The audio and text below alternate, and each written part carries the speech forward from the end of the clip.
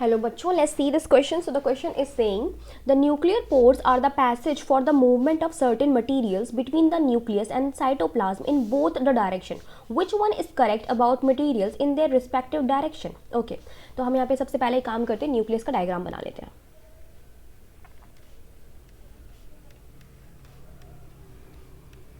So this is nucleus. इसकी दोनों membrane पाई जाती हैं, ये अंदर वाली इनर मेम्ब्रेन, बाहर वाली आउटर मेम्ब्रेन.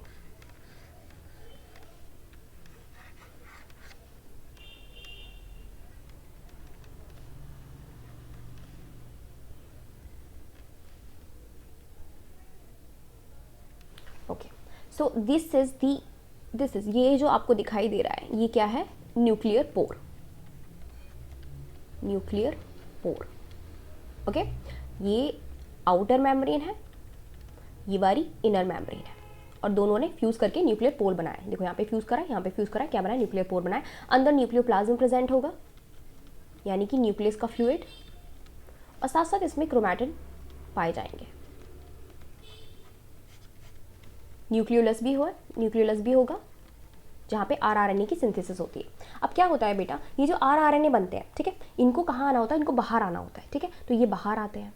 तो आरएनए क्या होते हैं? ट्रांसलेशन के बाद जितने भी आरएनए बनते हैं वो बाहर आते हैं, तो वो न्यूक्लियर पोर की सहारे ही बाहर आते हैं. ठीक है, फिर वो आरएनए बाहर आके क्या करते हैं? प्रोटीन बनाते हैं.